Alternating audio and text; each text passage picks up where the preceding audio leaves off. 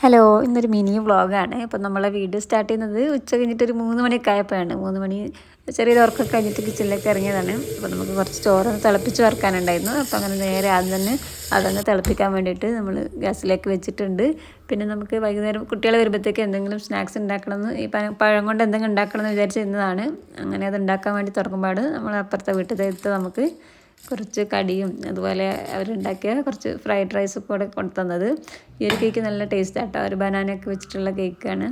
അങ്ങനെ അപ്പോൾ സ്കൂൾ വിട്ട് കുട്ടികൾ വരുമ്പോൾ അത് കൊടുക്കാമെന്ന് വിചാരിച്ചിട്ട് അതവിടെ മാറ്റി വെച്ചു. പിന്നെ നമ്മൾ ഈ പഴം കൊണ്ട് എന്തായാലും ഇത് ഇങ്ങനെ കറുത്ത് പോകുന്നുണ്ട്, അപ്പോൾ പിന്നെ അത് കളയണ്ടെന്ന് കരുതിയിട്ട് വേഗം അതിനെ കൊണ്ടൊരു സ്നാക്സ് ഉണ്ടാക്കുകയാണ്. ഭയങ്കര ഈസി ആയിട്ടുള്ളൊരു സ്നാക്സ് ആട്ടോ ഇത്.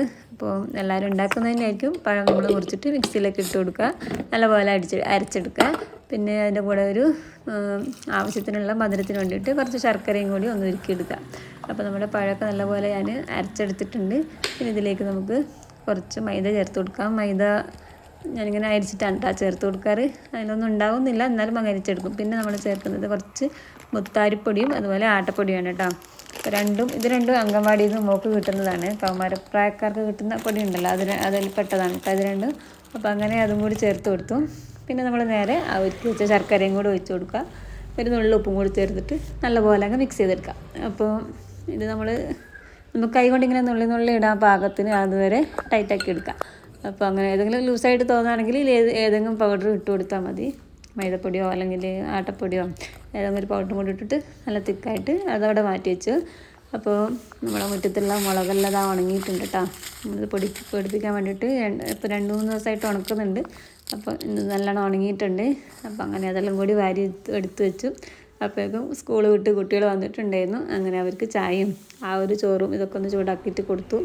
പിന്നെ നമ്മൾ നേരെ നമ്മളെ സ്നാക്സ് ഇങ്ങനെ നുള്ളി എണ്ണയിലേക്ക് ഇട്ട് കൊടുത്ത് പൊരിച്ച് കോരി എടുത്തു.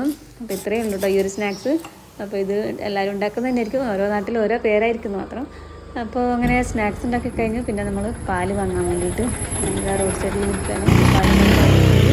അങ്ങനെ പാലും വാങ്ങി നേരെ വീട്ടിലേക്ക് വന്നു. അപ്പോൾ പാല് കാച്ചി നല്ലൊരു ചായയും കൂടി ഉണ്ടാക്കി. സത്യം പറഞ്ഞാൽ എനിക്ക് നോമ്പായിരുന്നു. അപ്പോൾ നോമ്പ് തുറക്കാൻ വേണ്ടിയിട്ട് ചായയും കൂടി ഉണ്ടാക്കുമ്പോഴത്തേക്കും ബാങ്ക് വിളിക്കുന്ന സമയമായിട്ടുണ്ടായിരുന്നു. അപ്പോൾ അങ്ങനെ ആ ഒരു സ്നാക്സ് എല്ലാം കൂട്ടി ചായ കുടിച്ചു.